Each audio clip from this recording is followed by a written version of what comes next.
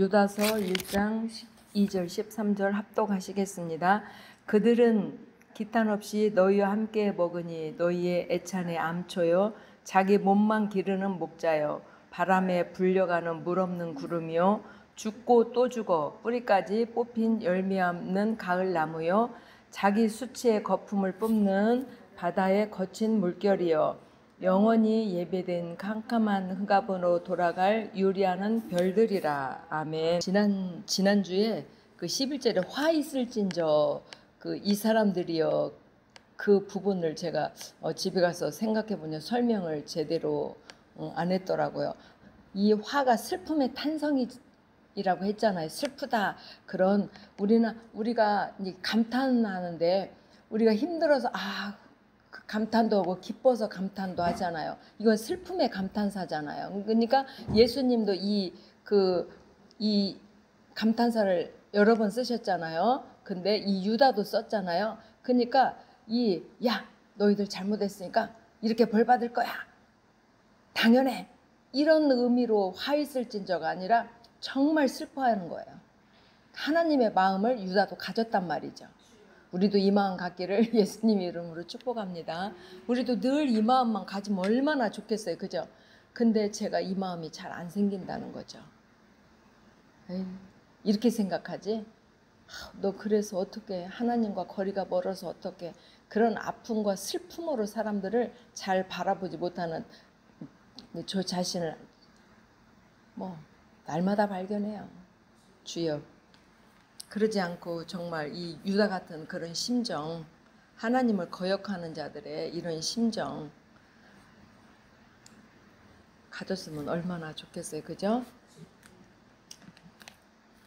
그러니까 이런 11절에 이런 멸망받을 10절, 12절, 9절 멸망받을 이런 길로 가지 말라는 의미로 슬퍼하면서 쓴 편지 아니겠어요?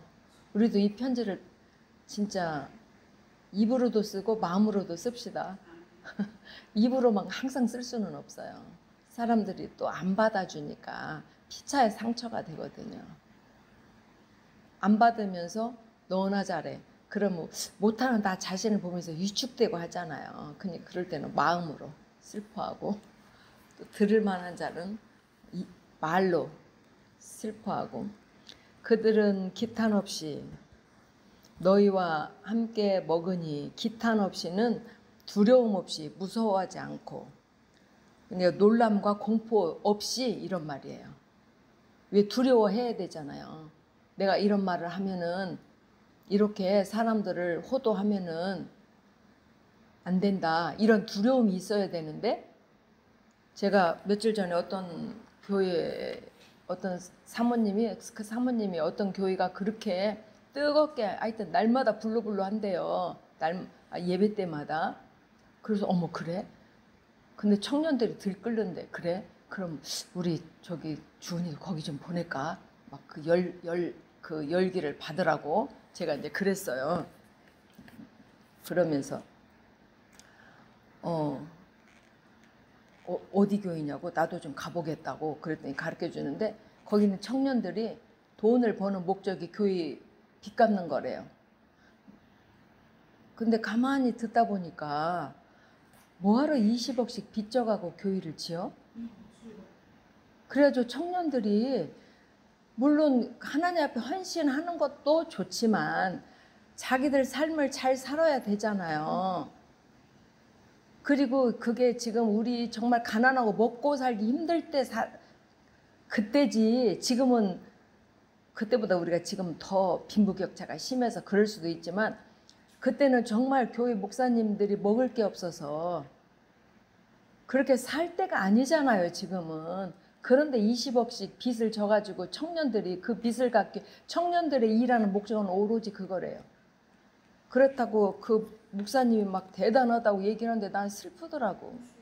그래가지고 교회에서 말하자면 원로급 되는 분들은 다 나갔대. 왜 그러냐면 그런데 목사님 50평짜리로 이사 갔다네. 교육돈으로 가지는 않았겠지. 설마 교육돈으로 갔겠어. 지금 20억 빚 갚느라고 청년들은 난리인데 자기 돈으로 갔겠지. 그래서 상처받아서 원로들은 나갔다고 그러더라고요. 그래서 지금 근데 또 새로 이제 그렇게 불로불로 하면서 또 기적 이적이 일어난대요. 안 일어나는 건 아니고 그렇게 기도하니까 막 병도 낫고. 그러니까 병 낫고 하는 건 우리도 본받아야 되는데 그 청년들이 그렇게 해서 우리가 나중에 이제 하나님은 나한테 더하실 것을 믿고 그렇게 하는 거잖아요. 물론 더하시는 거 아니라는 건 아니거든요. 그런데 그렇게 빚을 져가지고 교회를 그렇게 잘 지어가지고 굳이 그렇게 해야 되나. 저는 그래서 청년들은 오로지 돈 버는 목적이 교회 빚 갚는 거라는군요. 근데 목사님은 50평짜리 가니까 사람들은 좀 생각이 있는 사람들은 상처받죠. 청년 때 목사님 말이라면 아주 100% 순종했어요. 근데 나쁜 목사님 다행히 안 만나서 그러지.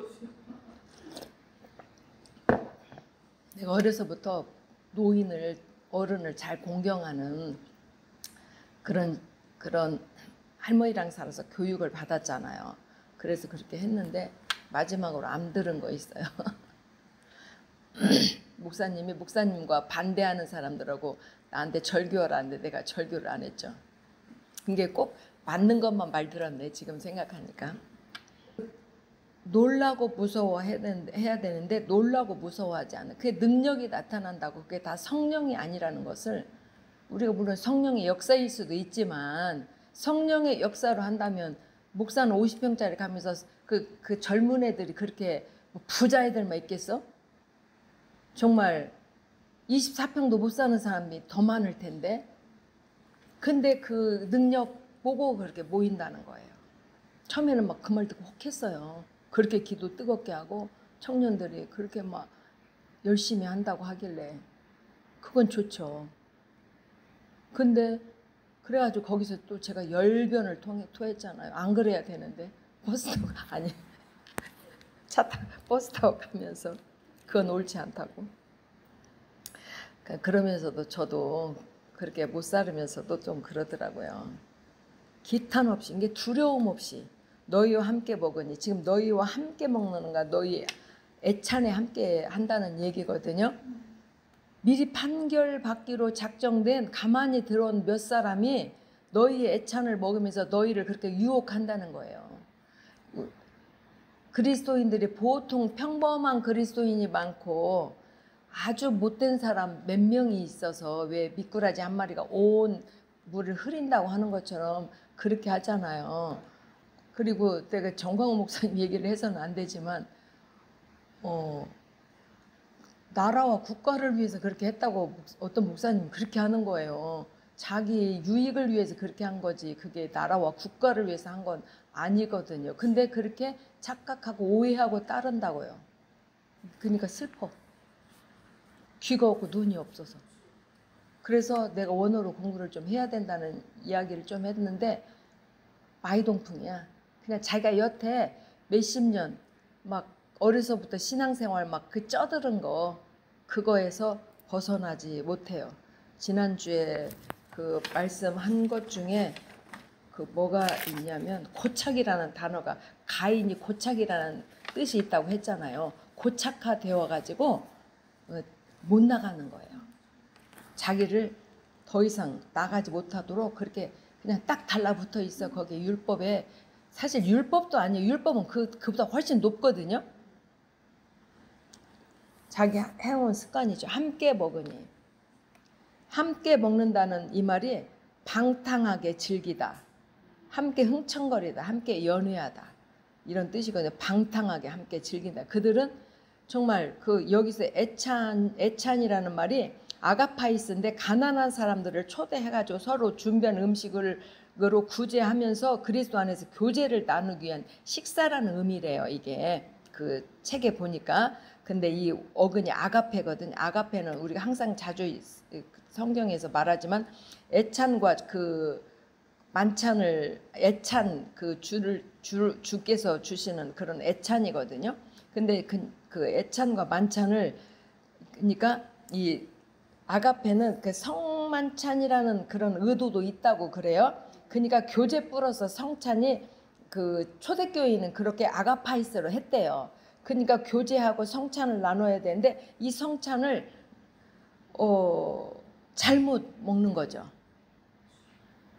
그래서 고린도전서 11장에 보면은 그 분쟁과 파당이 있어야 한대요. 근데 그래야 옳다함을 인정할 수 있는, 그게 없으면은 옳고 그름이 잘 분별이 안 되잖아요. 있어야는 되는데 먼저 와서 먹고 마심으로 그것이 패단이다는 이야기를 고린도 교회에게 지금 책망을 하는 부분이 있거든요. 그러면서 너희들이 먼저 와가지고 가지고 왔다고 먼저 그렇게 갖다 먹으면 빈곤한 자들은 나중에 못 가지고 오면 못 먹잖아요. 그래서 그들을 부끄럽게 한다고 책망하는 부분이 그 고린도전서 11장 3절 6절 이런 데 있거든요.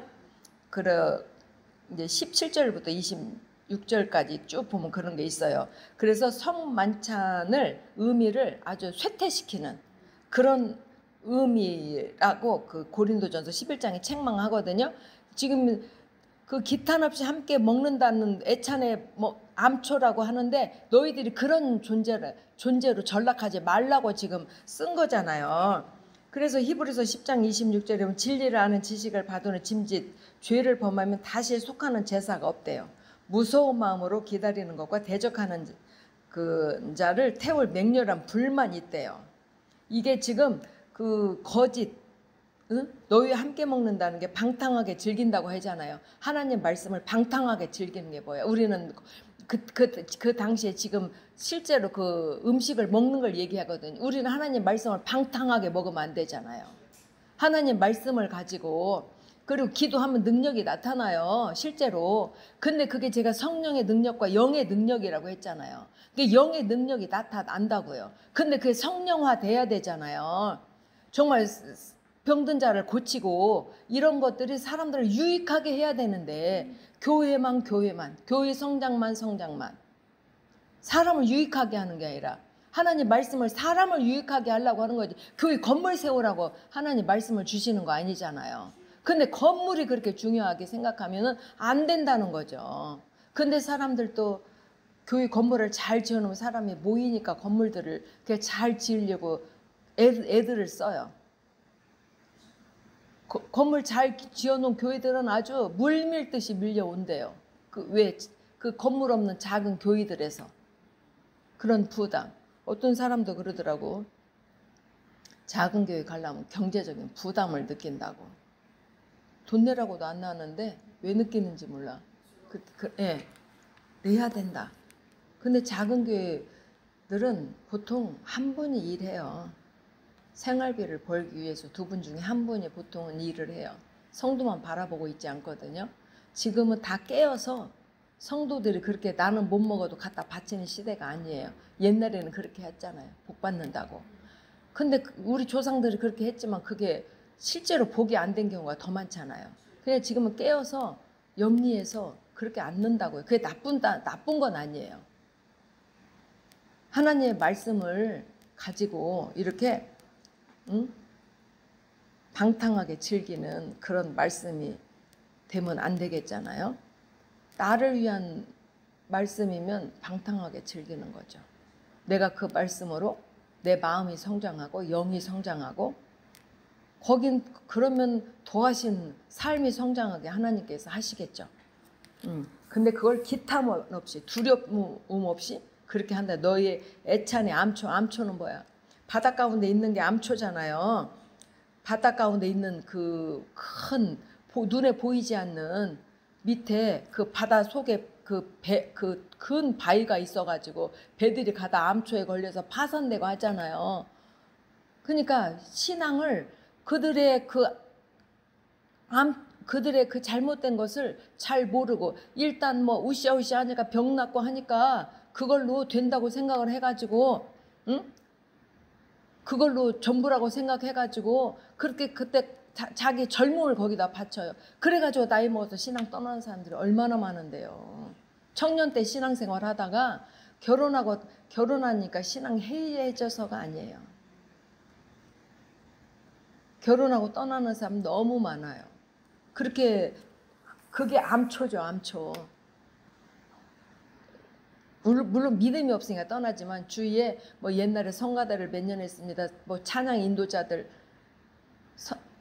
옛날에 자기가 찬양 인도자였습니다 하는 사람들도 교회 신앙생활 안 하는 사람들 주위에서 봤거든요. 그러니까 그런 암초에 걸려서 신앙생활 못 하는 거죠.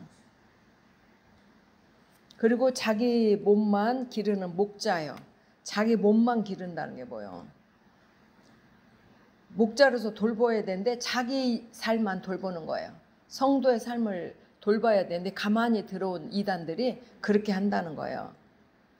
그리고 바람에 불려가는 물 없는 구름이라고 했죠. 바람은 이리 불면 이리 가고 저리 불면 저리 사방으로 이렇게 가야지 한 방향으로 하나님을 향해서 가야 되는데 그렇게 하지 못하고 이리저리 불려 다닌다는 거죠.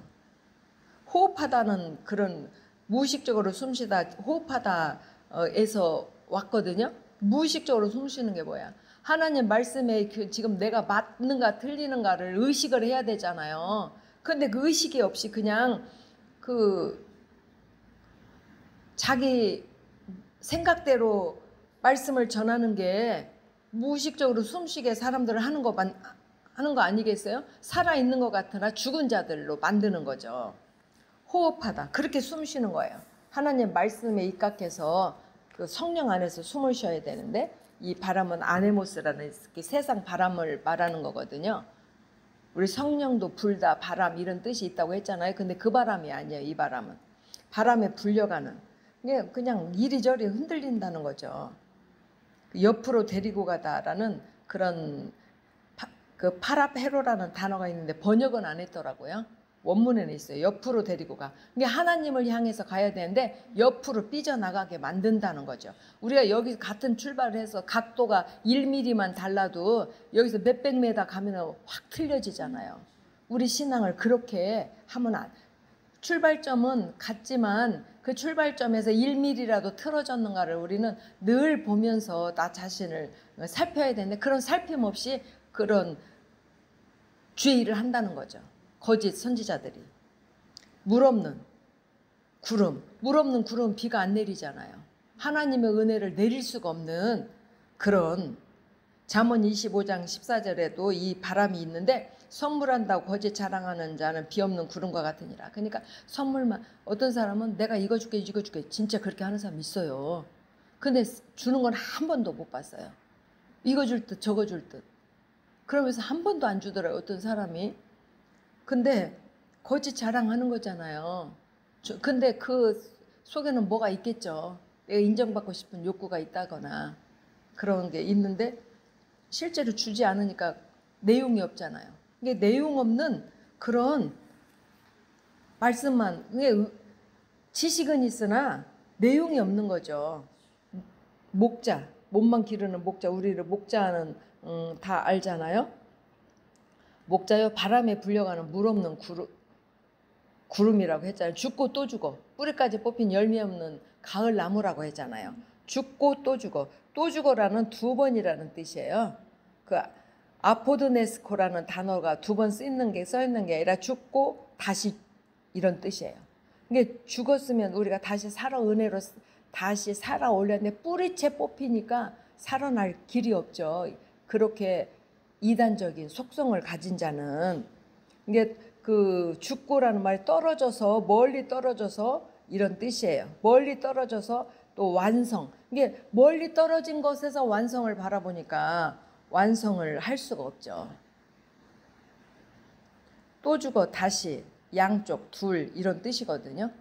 그러니까 우리가 부활하고 자꾸만 생명으로 나아가야 되는데 생명으로 나아가지 못하는 그런 자는 뿌리채 뽑힌 열매 없는 가을나무라고 하잖아요. 뿌리채 뽑힌, 뿌리를 뽑다 그런 뜻이에요. 그게 뿌리채 뽑아내면 뭐야? 아무것도 없는 거잖아요.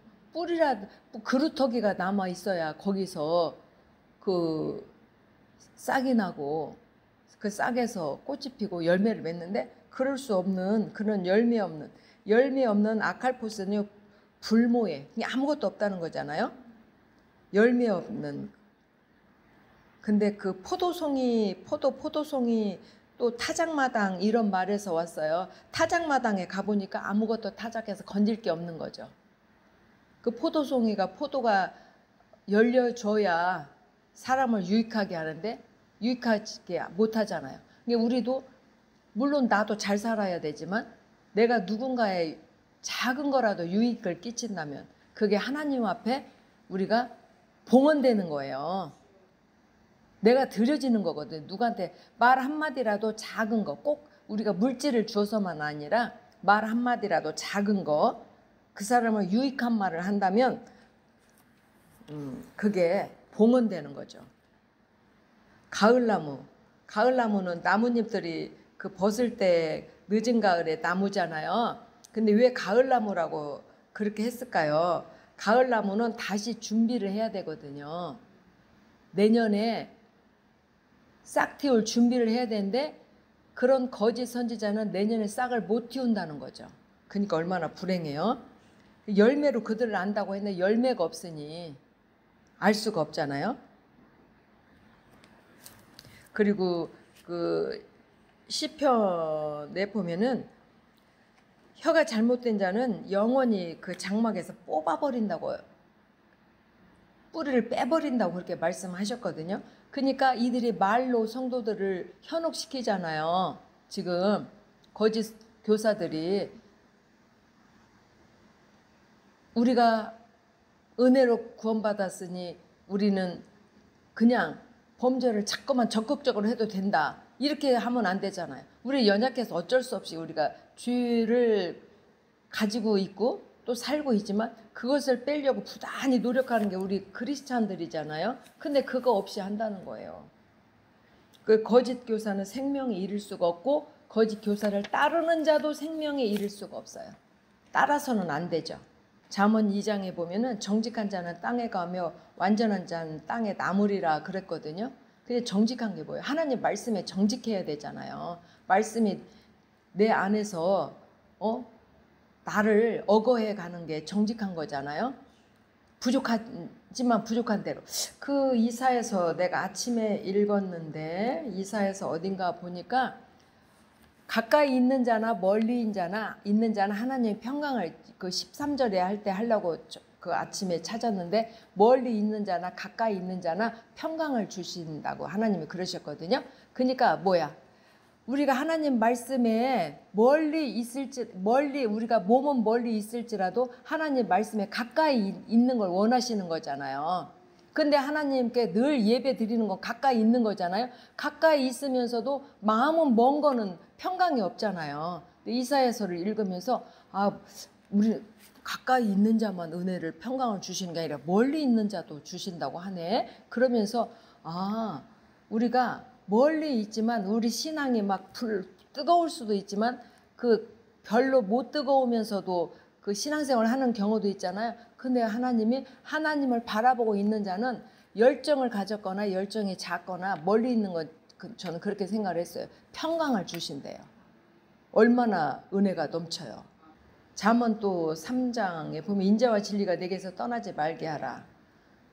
또 그것을 내 그 목에 매며 내 마음판에 새기래요. 마음판에 새겨서 이단에 빠지지 않아야 돼요. 근데 그 이단에 빠진 자들이 지식 있는 사람이 참 많다고 그러더라고요. 그러니까 지식이 있으니까 인정은 받아야 되는데 솔직히 그 인정받지 못하는 그런 환경이 너무 많잖아요. 그러니까 거기 가면 그렇게 인정을 해준대요.